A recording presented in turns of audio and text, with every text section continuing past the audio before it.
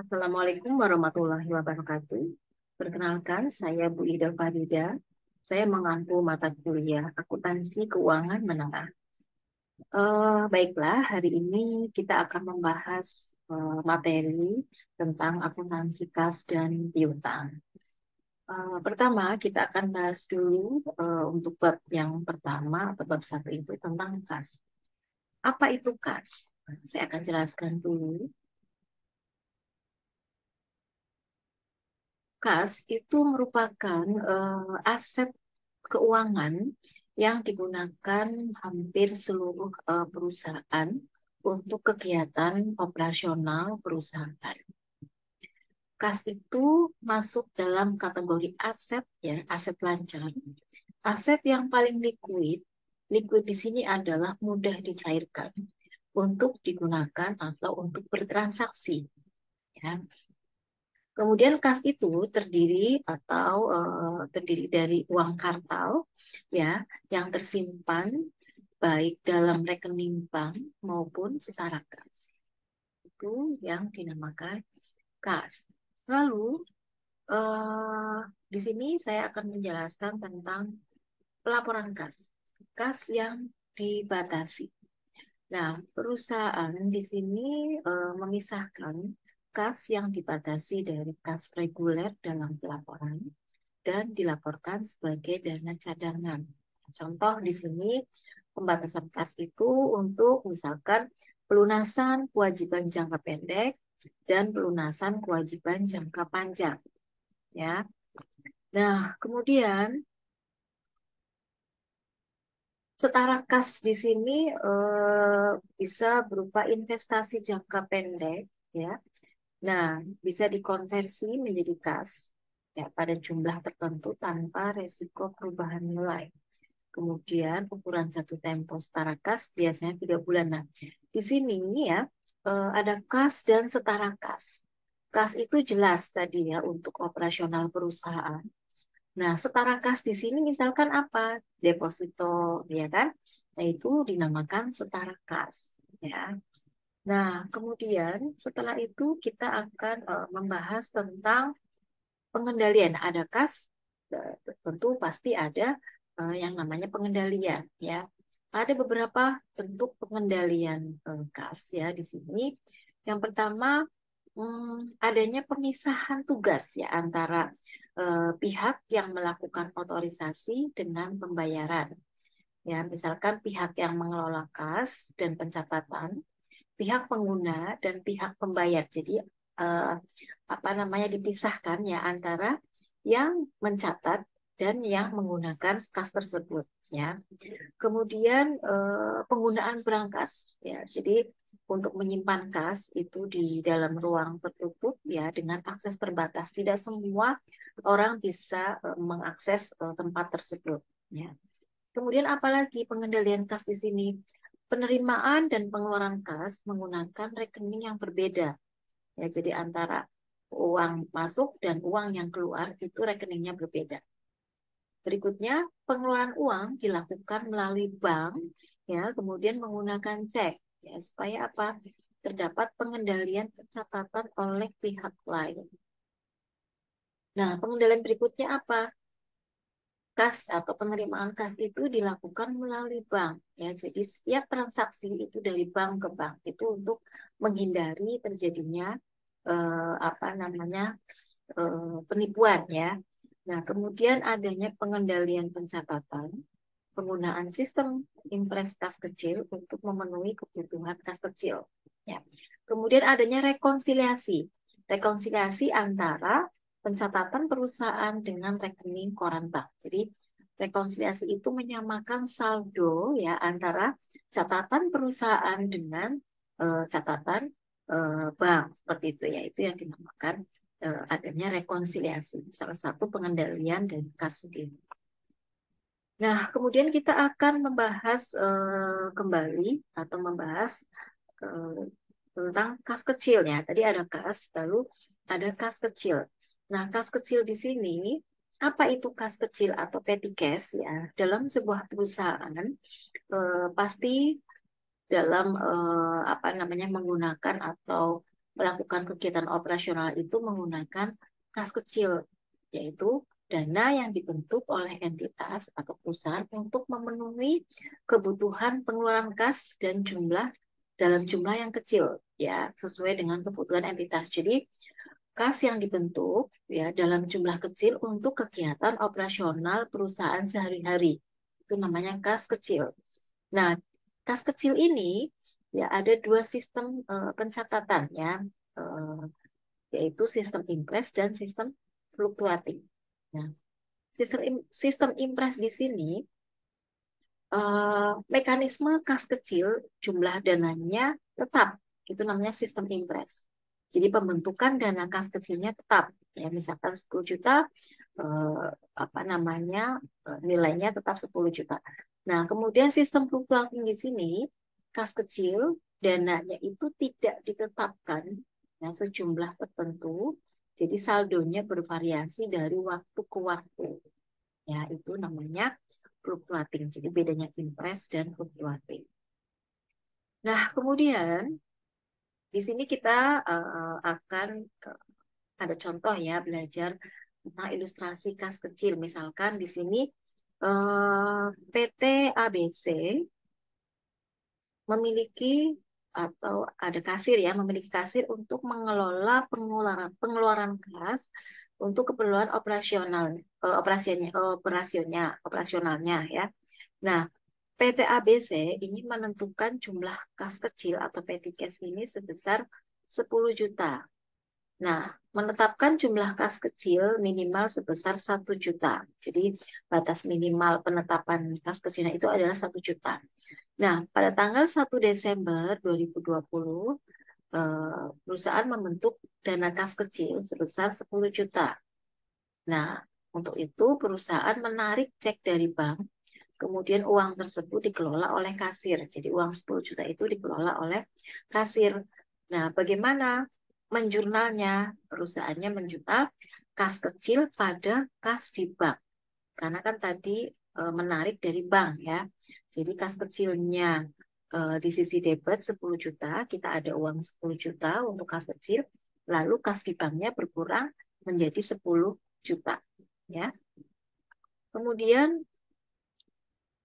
berikutnya, misalkan kas kecil tersebut, kas kecil tadi sebesar 10 juta, itu digunakan untuk beberapa keperluan. Misalkan, yang pertama membayar konsumsi rapat, ya. Kemudian biaya tenaga tidak tetap, lalu membayar transportasi, dan membayar biaya pemeliharaan sebesar 2 juta.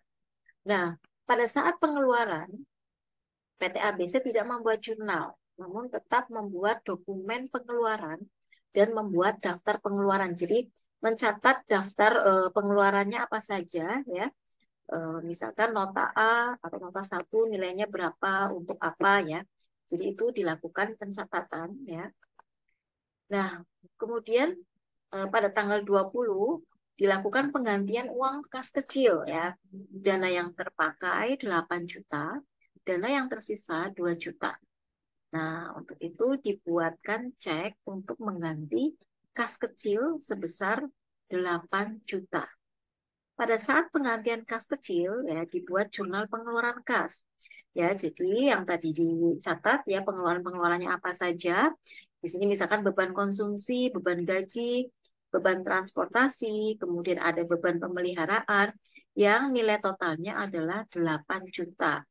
Sehingga sisi kreditnya adalah kas di bank sebesar 8 juta. Nah, setelah jurnal tadi ini, ya, maka semua pengeluaran akan dicatat menjadi beban. Tadi ya, beban konsumsi, beban gaji, dan seterusnya. Nah, saldo kas kecil akan kembali sebesar dana kas kecil yang dibentuk, yaitu sebesar 10 juta. Jadi, jumlah pengeluarannya, ya, berapa pengeluarannya, itu diisi kembali sejumlah yang sudah dikeluarkan. Tadi kan dipakai atau terpakai 8 juta. Nah, sehingga diisi kembali sejumlah 8 juta sehingga jumlah kas kecilnya menjadi kembali seperti semula sejumlah 10 juta. Itu seputar petty cash atau kas kecil. Nah, kemudian ada yang namanya rekonsiliasi bank. Nah, rekonsiliasi bank di sini kita akan apa ya, menyamakan ya atau antara catatan perusahaan dengan catatan bank itu sama saldonya. Nah, itu namanya rekonsiliasi, melakukan pengecekan ya. Nah, kita langsung saja pada contoh ya. Misalkan di sini ada PT Alumni ya, catatan kasnya menunjukkan 20 juta sekian pada tanggal 31 Januari. Menurut rekening koran, bank menunjukkan ya, jadi rekening koran bank menunjukkan saldo akhirnya sebesar 22.190.000. Jadi ada selisih ya, tidak sama antara catatan perusahaan atau saldo perusahaan. Nah, berikut item-item yang berbeda antara mutasi pencatatan perusahaan dan rekening koran. Nah, nomor satu ya, setoran sebesar 3.680.000. Namun belum muncul pada laporan bank. Cek yang ditulis pada bulan Januari belum dicairkan sejumlah 5 juta 1 rupiah ya, 5 juta 1.000 rupiah. Nah, kemudian bunga tabungan sebesar 600.000 langsung dikredit dari rekening bank, belum diketahui entitas. Kemudian ada bank mengenakan beban administrasi, jadi ada beban administrasi, cek dari pelanggan, kesalahan pencatatan ya untuk membayar hutang, cek ya sebesar 130.000 tapi dicatat 311.000. Jadi ada kekeliruan pencatatan. Kemudian yang ketujuh, bank salah mencairkan sebesar 175.000 di mana seharusnya merupakan cek dari rekening entitas lain, bukan entitas Arumi ya. Maksudnya di sini entitas Arumi. Nah, lalu dari ilustrasi itu, ini yang menyebabkan adanya perubahan-perubahan apa namanya eh, perbedaan saldo ya, atau perbedaan jumlah antara catatan perusahaan dengan bank. Nah, di sini kita akan membuat eh, laporannya ya. Misalkan per 31 Januari ya, per 31 Januari 2022 ya. Nah, saldo perlaporan bank tadi menurut bank saldonya kan 22.190.000. Kemudian kita tambahkan deposit. Deposit in transit itu adalah setoran dalam perjalanan. Sebesar 3.680.000 itu adalah menambah saldo bank. Kenapa? Kenapa menambah saldo bank? Karena apa namanya perusahaan itu sudah mencatat sebesar adanya pemasukan sebesar 3.680 ya. Tetapi bank belum mencatat sehingga menambah saldo bank sebesar 3 juta sekian. Kemudian ada kesalahan bank 175.000 ya. Dikurangi cek yang masih beredar ya. Cek yang masih beredar itu tadi belum dicairkan ya sebesar 5 juta 1.000 rupiah sehingga totalnya 21.044.000. Nah, kemudian saldo perlaporan entitas atau menurut perusahaan, saldo menurut perusahaan itu 20 juta ditambah bunga. Ya, tadi kan ada bunga sebesar 600 juta. Ya, di bank sudah muncul ya sehingga di saldo bank saldo perusahaan itu ditambah sebesar 600.000, lalu ada kesalahan pencatatan cek dan dikurangi bunga administrasi bank. Sehingga ini sama ya, saldo antara perusahaan dan saldo dengan bank. Nah, itu namanya rekonsiliasi. Nah, ini nanti akan dilakukan jurnal penyesuaian. Kas pada pendapatan bunga, lalu kas pada hutang usaha, beban administrasi bank pada kas, dan piutang usaha pada kas. Ini untuk jurnal penyesuaian pada rekonsiliasi bank. Ya, demikian untuk materi kas. Lalu saya lanjutkan untuk materi piutang. Ya. Ya, ini untuk materi piutang ya. Tadi kita sudah belajar tentang kas dan setara kas. Nah, berikutnya adalah tentang piutang. Nah, nanti yang akan kita bahas pada hari ini apa saja? Pertama, pengertian piutang itu sendiri apa, lalu ciri-ciri piutang, klasifikasi piutang, kemudian pengakuan pengukuran, dan prosedur piutang. Nah, pertama kita akan bahas dulu nih, apa itu piutang? Piutang itu tagihan, ya, tagihan dari pihak lain yang memiliki batas waktu pengembalian yang sudah disepakati bersama. Jadi munculnya piutang karena adanya penjualan secara kredit, ya. Itu namanya piutang. Lalu ciri-ciri piutang apa? Adanya nilai jatuh tempo, ya. Nilai jatuh tempo ini adalah jumlah yang harus dibayarkan peminjam atau debitur kepada kreditur pada saat jatuh tempo. Kemudian adanya tanggal jatuh tempo. Biasanya disertakan tanggal jatuh temponya berapa, 1 bulan atau 2 bulan. Lalu ciri-ciri berikutnya adalah adanya bunga yang berlaku. Nah, biasanya diberlakukan bunga ya. Misalkan kita pinjam apa atau kita melakukan pembelian secara kredit ya, maka muncul adanya piutang dan dikenakan bunga sesuai dengan jatuh tempo. Nah, kemudian untuk klasifikasi piutang. Piutang itu ada piutang dagang, piutang wesel, dan piutang lain-lain. Bedanya apa? Nah, di sini ada piutang dagang itu piutang atau tagihan yang timbul karena adanya penjualan barang dagangan secara kredit. Kalau piutang wesel, piutang wesel di sini adalah aset piutang bagi sebuah perusahaan yang memiliki hak untuk menerima sejumlah pembayaran. Jadi piutang wesel ini bisa dijaminkan, ya. Lalu ada piutang lain-lain. Piutang lain-lain di sini misalkan ada piutang bunga, piutang karyawan, dan restitusi PPh. Ya. Kemudian pengakuan piutang dagang. Nah, piutang atau pengakuan piutang dagang itu menentukan atau penentuan tentang kapan piutang harus dicatat atau diakui sebagai aset atau harta. Jadi, kalau dalam neraca itu piutang itu termasuk apa namanya? Dalam posisi aset ya. Kemudian pada umumnya pendapatan ini akan diakui ketika keseluruhan dari proses untuk memperoleh pendapatan diselesaikan, ketika pendapatan direalisasikan atau ketika pendapatan itu dapat direalisasikan. Ya.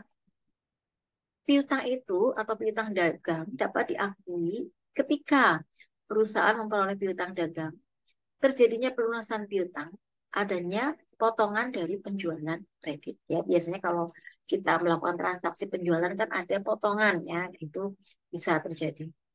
Nah, ini ada pengukuran atau penilaian piutang. Ketika akhir periode pelaporan, piutang dagang ini akan dilaporkan sebagai aset pada laporan posisi keuangan atau neraca. Dalam kegiatan penjualan kredit mengakibatkan terjadinya resiko piutang tak tertagih. Nah, biasanya kan dalam perusahaan itu ada resiko piutang tak tertagih. Biasanya perusahaan akan menentukan berapa nih persentase kemungkinan piutang tak tertagihnya. Biasanya perusahaan akan menentukan seperti itu, ya. Kemudian di sini perlakuan piutang tak tertagih bisa dilakukan dengan metode langsung dan tidak langsung, ya. Di situ metode pencatatan kerugian piutang yang langsung mengurangi jumlah piutang. Kalau tidak langsung, metode pencatatan kerugian piutang itu secara tidak langsung menggunakan piutang yang bersangkutan, tetapi dicatat dalam satu akun, yaitu cadangan kerugian piutang atau lebih disebut CKP. Ya. Nah, ini ada perbedaan dua metode ya, perbedaan metode langsung dan tidak langsung ya terkait dengan kerugian piutang tak tertagih ya pada saat metode langsung tidak di jurnal ya kan, kemudian metode tidak langsung kita harus melakukan jurnal ya, nama akunnya adalah beban kerugian piutang dan atau pada CKP. Nah, itu ada beberapa ini ya perbedaan. Nah, kemudian ini ada pencatatan piutang. Nah, pencatatan piutang di sini bisa dicatat gross method ya. Lalu apa namanya dengan dicatat bersih atau net method ya. Untuk grace method ya di sini piutang akan diakui sebesar penjualan tanpa terpengaruh oleh potongan yang diberikan. Sedangkan kalau net method menggunakan metode net method ini, piutang akan diakui setelah dikurangi dengan potongan penjualan. Nah, ini nanti ada piutang dagang, potongan penjualan pada penjualan. Ya, itu lalu berikutnya ini ada contoh soal ya. Contoh soal tentang piutang nanti bisa dibaca ya, dipelajari terkait dengan piutang. Lalu ada pengungkapan piutang ya.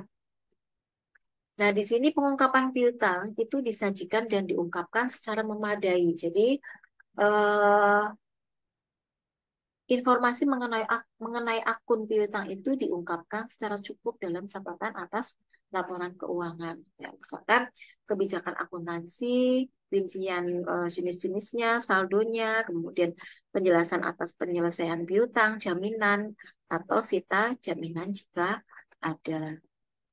Nah, kemudian ini ada prosedur piutang. Nah, ini kita akan membahas ya bagaimana prosedur piutang. Misalkan perusahaan owner deal menjual barang dagang secara kredit kepada beberapa perusahaan ya. Ini tanggal 10 Agustus ada nomor faktur, kemudian jumlah penjualan kredit bulan Agustus sejumlah 7.700.000. Nah, dari data itu, transaksi itu ya, penjualan kredit PT Nusantara dan TD Jaya Motor selama bulan Agustus kita akan tulis ya jurnal penjualannya ya misalkan 10 Agustus 2020 faktur nomor S06 PT Nusantara nilai piutangnya 2.200.000 jadi piutang dagang pada penjualan ya jurnalnya seperti itu.